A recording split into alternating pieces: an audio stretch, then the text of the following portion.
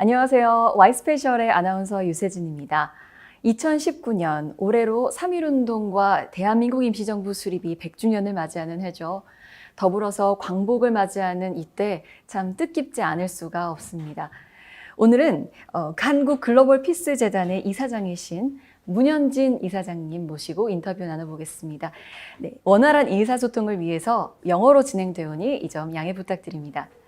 네, Dr. Moon, hello. Nice to meet you. 네, 네, 첫 번째 질문 드리겠습니다. Could you explain about Korean dream? Okay, the Korean dream. The Korean dream is really based upon the book that I wrote, The Korean Dream, Vision for United Korea. But it's inspired by the vision of the philosophical ideal of Hong In-gan, that the destiny of the Korean people is to create a model nation that can benefit all humanity. Now, the reason why this is so significant, and especially at this time in our history, is because this year represents the 100th year of the independence movement. And it was this philosophy, our founding philosophy, that was the inspiration of the independence movement, to not reinstate the Chosun dynasty, but to create a new nation.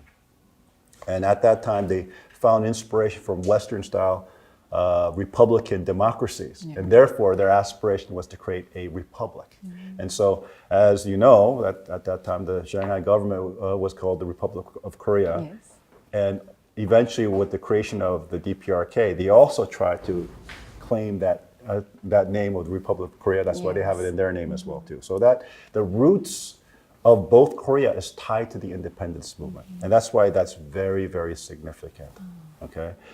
This time we just finished the conference in recognition of the liberation of Korea, August 15th liberation of Korea. So this is even more significant in that with the end of World War II, the hopes of the liberation movement could have been realized. And that was a time of tremendous possibility, where that dream could have been realized, but it was not. 3 years later, you had the separation of the two Koreas. So I believe that this is really an opportune moment for the Korean people to be reminded as to what the aspiration of our forefathers were, to give light and meaning to the challenges that we currently face on the peninsula today. And I think the way forward is really the Korean dream that was basically that I try to encapsulate the vision of the independence movement going forward. To create a model ideal nation, a new model ideal nation. One dream. One dream. At the International Forum on One Korea, which was held in December 2018, you said that the U.S. should abandon its narrow bilateral approach to denuclearization of the Korean Peninsula, and it's a comprehensive strategic framework with the ultimate goal of peaceful reunification. Then what should the South Korean government do? Yes. I think, first of all, this is a very complex issue because South Korea has been working on this for the last 74 years, so has the United States.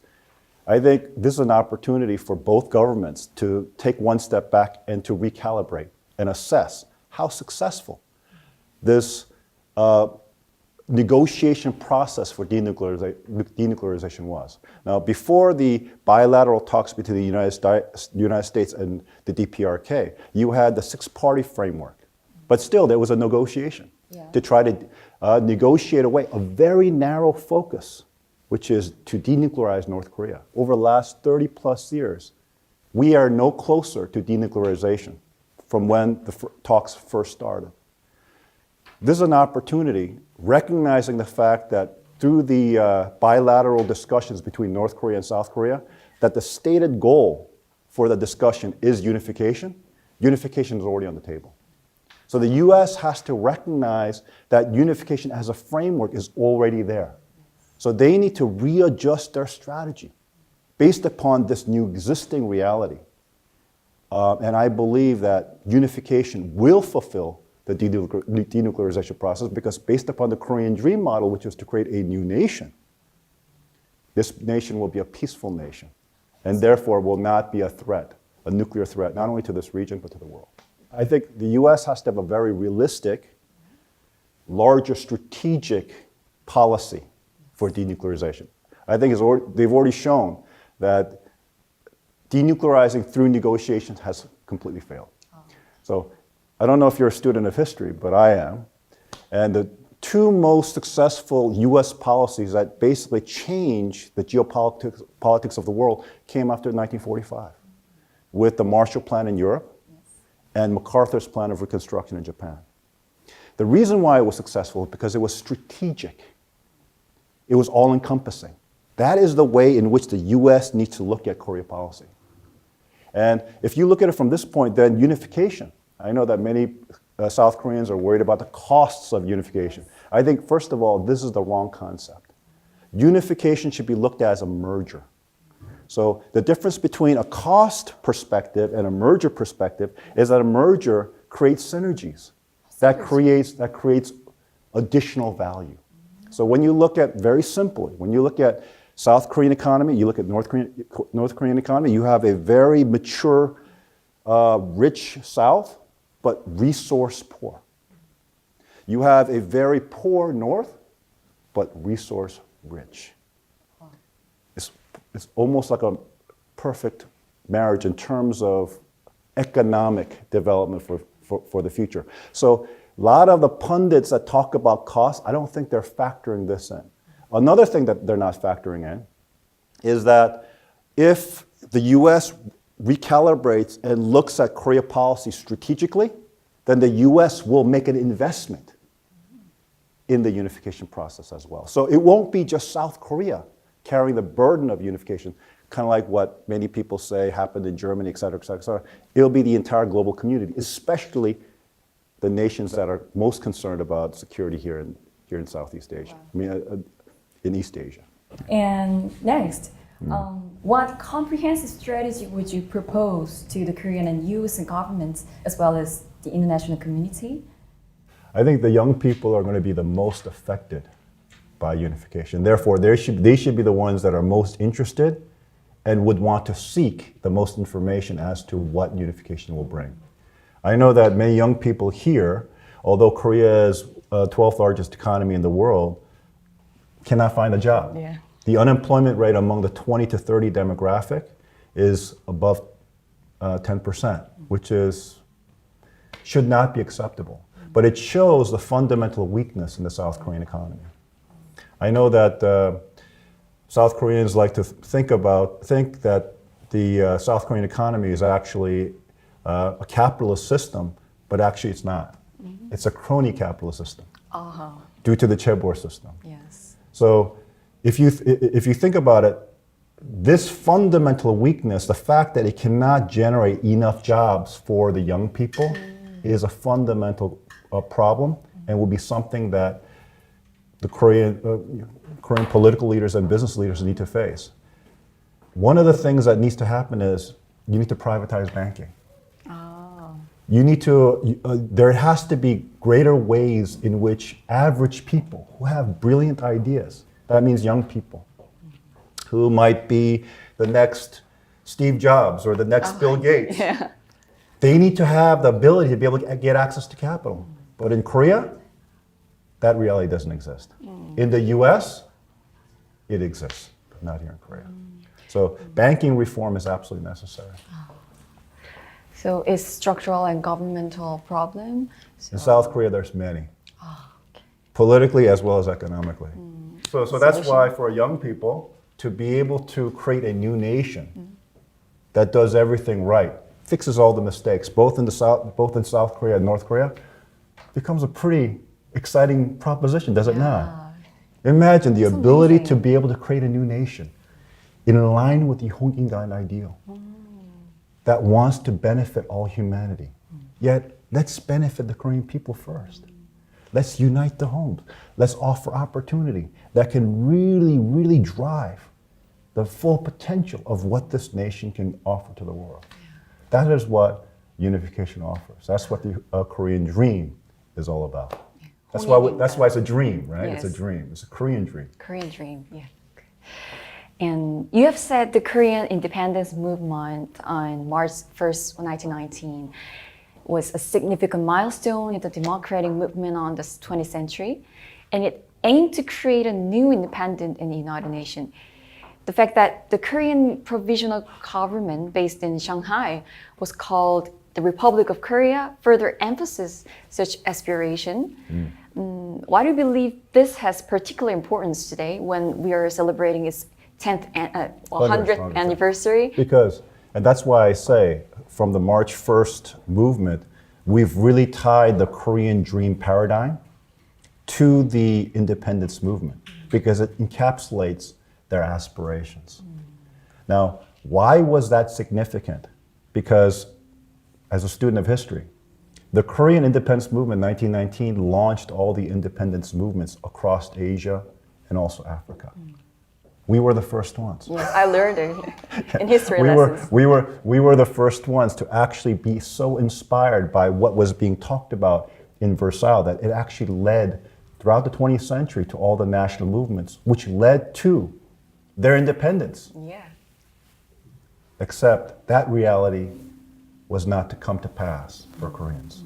Now, one thing that Koreans need to understand is that in 1948, there was supposed to be a national election that creates a unified government, but that never happened with the creation of South Korea and the creation of the DPRK. Yeah. So the way in which Koreans should look at these two realities is as interim governments for the unfulfilled promise of 1948, which was to create a unified government. That's why the Korean dream in creating a new nation encapsulates not only the aspirations of the March 1st movement, but it also encapsulates the potential opportunity and hope that existed in 1945 upon liberation from Japan with the end of the Pacific War. So that movement ignites our inspiration. That's right. Yes. And I think Koreans need a lot of inspiration at this time. This is a very dangerous time in our history, Yeah. right? Wow, it's amazing. Yeah. You're emphasizing the spirit of the March 1st movement to create a new united nation. Could you explain what it means? Well, first, I want to challenge all people, all Koreans, to become the owner of the Korean dream. I opened my book with a quote by Genghis Khan. That quote is, if one person has a dream, it is but a dream. But if everyone shares in that dream, it becomes reality. I think many times, especially when I speak to people here in South Korea, they have deferred their sense of ownership in terms of their future and the future of this peninsula to their leaders. I think this is a big mistake. Maybe it's because I grew up in America that I feel that people have the power to be able to change fundamentally very important big things. But I think here in South Korea, many people, especially young people, don't feel like that. And I think that's a tremendous shame. If you look at even the history of South Korea, moving from the military dictatorship to democracy, it was young people and it was a citizen-led movement that brought about that transformation. Every major shift, fundamental transformative shift in Korean history as well as world history has always been people-led. So this is something where I think the Korean people need to be empowered to feel that they can make a difference. And that is why I wrote the Korean Dream book, A Vision for the United Korea, and I launched the AKU movement, the Action for Korea United movement. And it was so exciting to see that the Korean Dream vision and this movement now as a vehicle has inspired so many people to get involved. People that might not necessarily have gotten involved, they're actually getting involved in the unification movement. So this time in this convention, we brought all the top leaders of the US diaspora community in the United States. They were never organized together. First time ever in the history of the diaspora community in the United States, as well as history of South Korea, that we have the largest civic movement for unification here, but tied now to the diaspora communities abroad. Wow, it's already done. Yeah. So based on this conference that we had here, we tied it there. So all of them came over here, completely excited. Wow. Completely excited. You have to understand, many Koreans that went to America, they were escaping South Korea because they didn't like how things were over here. right? But the fact that now this vision, the Korean dream vision, encapsulates the creation of a new nation that has the best of the West and the East, they want to be part of it. And I think every Korean person here in South Korea, as well as the US and all around the world, should be part of this. Wow. I believe that if every Korean is an owner of the Korean dream, that unification will come sooner than most people think. Do not rely on your political leaders. They've made the mess that we see today. Okay? For this movement to be done, you dreamed first. Yeah, you need to dream. Yeah. How you think becomes your reality. So if you think it will never happen, that is your reality. But if you believe it could happen, think about all the opportunity that it opens up. I think I just got the dream from you, from this interview. So thank you. And you were working on global unification movement led by citizens. Why it is important for such movement to be led by citizens? It has to be people-led because that's how you establish the legitimacy. It has to be the will of the people that is expressed. And that's one of the reasons why I quote Genghis Khan all the time. I know that many Korean politicians have copied that quote, and they say it's an old Korean saying that's not true. You got to give credit where credit's due. It's actually from Genghis Khan.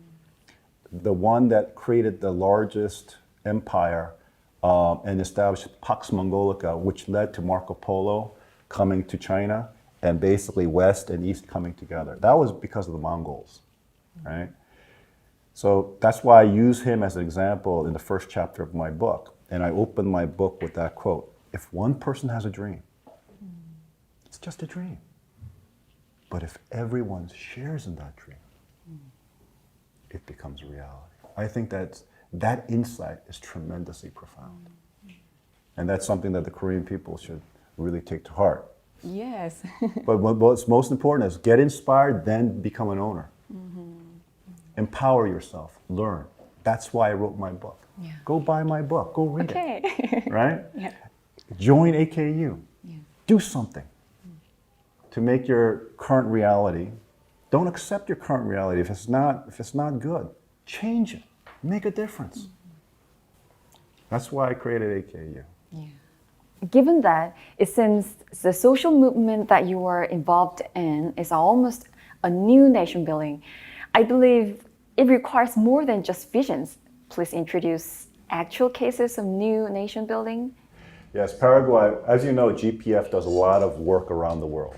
So one of the things that we help around the world is actually helping to transform nations from their current state to a better state, which offers opportunity and freedom to all their citizens. So Paraguay is a very good case in point. Yes. When I first went there in 2008, there was a State Department advisory, do not go to Paraguay, because of the fact that the country was in turmoil. But at that time, the president of Paraguay wanted to expropriate. We are one of the largest landowners in Paraguay. And the president wanted to expropriate all of our land, just seize private property. So I had to go down there and I had to talk to the Paraguayan government as well as a lot of leaders over there. And to make a long story short, Short I speech. changed the Paraguay president's mind after a 1 hour heated debate in terms of how seizure of private property will actually make things worse for Paraguay because nobody would want to invest. Yes. There won't be any direct foreign investment. So recognizing the significance of private property is absolutely essential for any type of aid and any type of development. So he agreed with me. And so from that point on, we worked with the Paraguayan government, all the ministries, in building the fundamental foundations for building a stable, working, ethical, and that's still a challenge, but it's much better than 2008. Democratic process, as well as now working with economic reform. That's actually raised Paraguay to the point where it's recognized by Heritage Foundation's Economic Freedom Index as a really model case study. And there are many, many interested parties from Europe as well as Latin America that actually wants to invest there. So I think that's a very good case study. Yes. Anybody who's successful always wants to learn. They should be constantly curious. And I think this is really where a lot of the insular dialogue that have been going on in terms of how can we reform North Korea. It's an insular echo chamber here in South Korea. I think what you need to do is you need to be speaking to people like me, who has experience around the world with other nations, other cultures, and seeing models where we can take a nation that's very, very dysfunctional to be something that is worthy of recognition and direct foreign investment. So I believe that can happen in North Korea. I'm actually confident it can. So I think this is something that needs to be discussed more. And I think by me offering these type of conferences, I'm actually creating the dialogue which can stimulate people to think and to look at things differently. Then why is Paraguay, as you mentioned earlier, why is Paraguay important for the Korean Peninsula? Because Paraguay in Latin America was called the basket case of Latin America. Yes. In Northeast Asia, I think North Korea clearly is a basket case. Okay, good. And as a person who has supported citizens-led global unification movement, what do you think of the inter-Korean economic cooperation? I think it's premature. I think it's wishful. Long time ago. I think it's wishful thinking. I think fundamental steps need to be made first before you can actually start to have inter-Korean economic participation that's actually meaningful, and that will actually lead to something. So I cite the problems that I saw with the Sunshine Policy, and also I through my speeches I cited some of the errors that this current administration had in terms of engagement with the North. Engagement for the sake of engagement doesn't lead to any outcomes, except what you see today. When you want to engage with somebody, there has to be a reason why you want to engage them, right? Yes, It has to be outcome driven.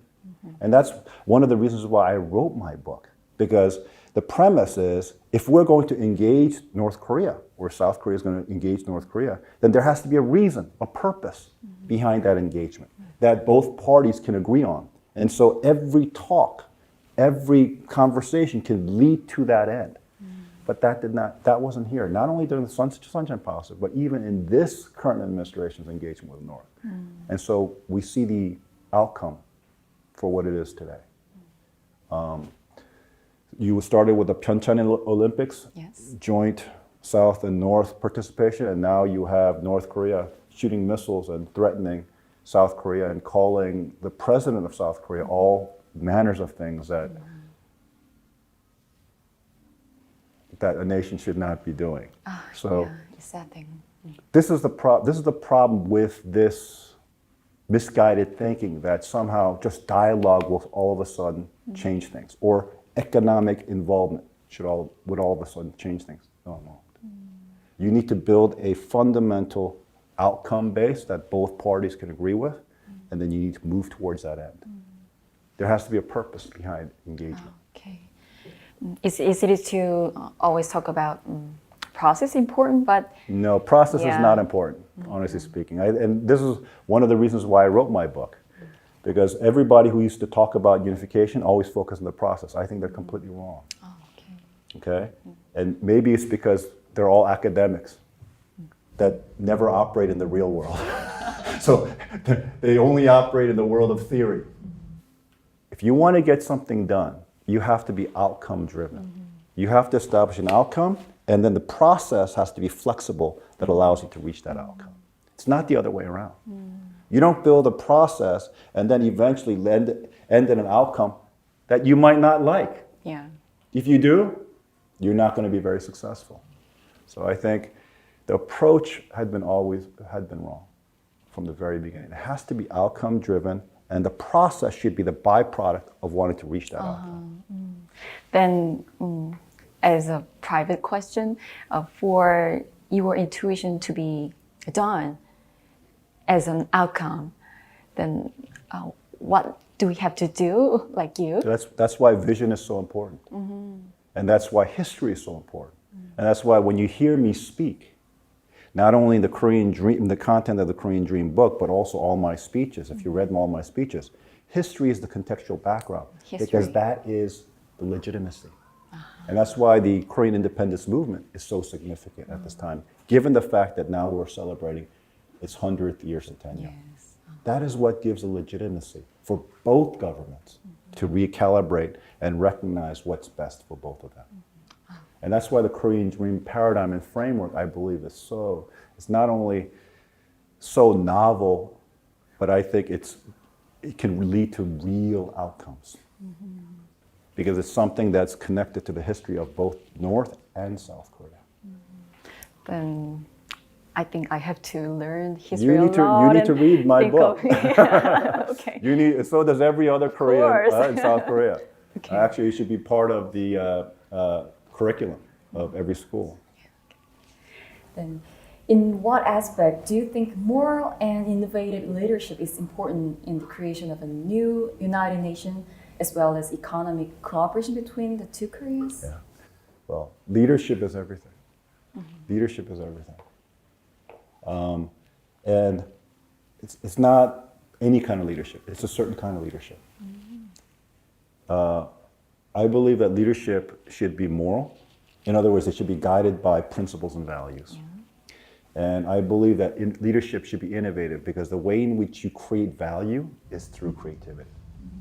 So that's why the leadership paradigm that GPF sponsors around the world, and which had been fundamental to the transformation of many dysfunctional nations, was this moral and innovative leadership framework.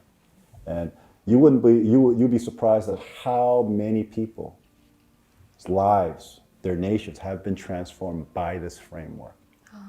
I know that South Korea, although this is a democratic nation, it's one of the most corrupt democracies among the more prosperous nations of the world. And I think this is really where leadership once again becomes so important.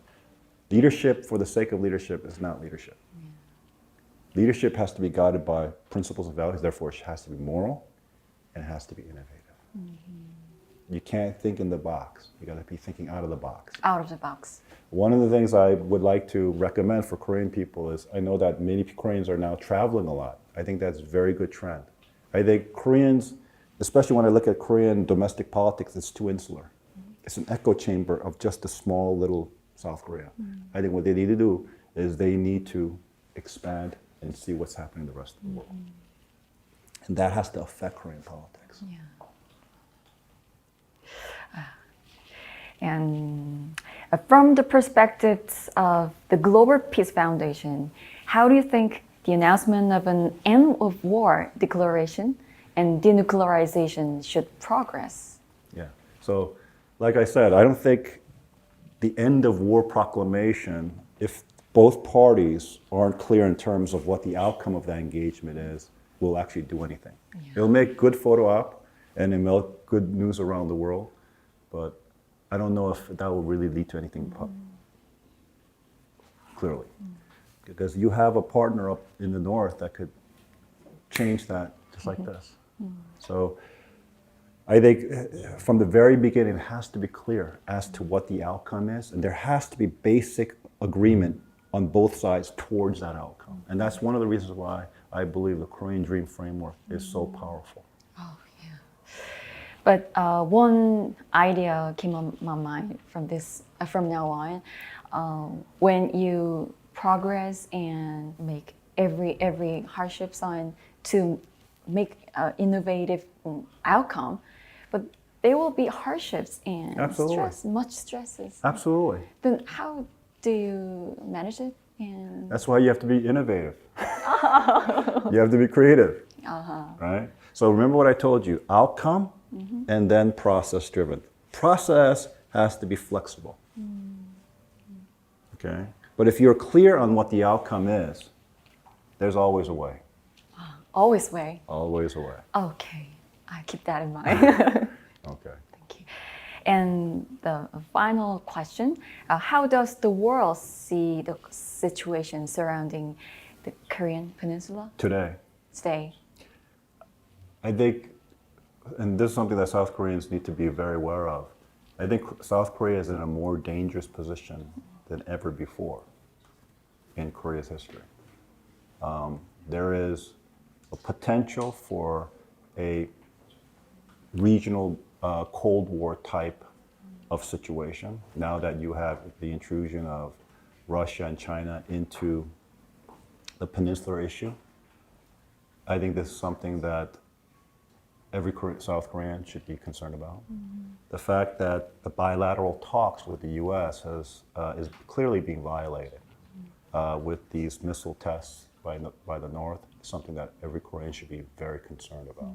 So the situation is not good geopolitically, but I'm an eternal optimist, and I believe that in the destiny of the Korean people. I believe that there is going to be a way out, and the way out is really every Korean being an owner of the vision for unification based on the Korean dream paradigm.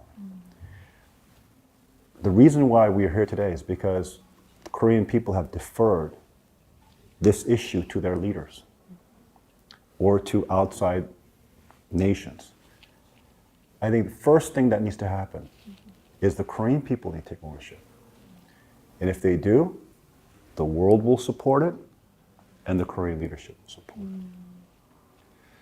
I have more faith in the Korean people than the current Korean leaders. Why not dare to dream the biggest dream that was unfulfilled by your ancestors at the time of the Samil movement in 1919, and then eventually with Korean independence in 1945? Why not be the inheritors of that dream? And your generation realize a dream that your forefathers could not. And build a new model nation that could be a benefit to all humanity and a model to the rest of the world. Why not dare to dream big? One dream and Korean dream. And that dream, of course, is the Korean dream. So please go ahead, and I wrote the Korean Dream book to empower the Korean people. Go read it. Right? AKU now as a vehicle is something that average Koreans can participate to have their voices heard on the issue of unification. Get knowledgeable about all the issues instead of just taking things for granted. Learn, invest, and create a new nation that could be a benefit to all mankind. Okay, Dr. Hyunjin Moon, thank you so much for this interview. Thank It's you. my pleasure. Okay.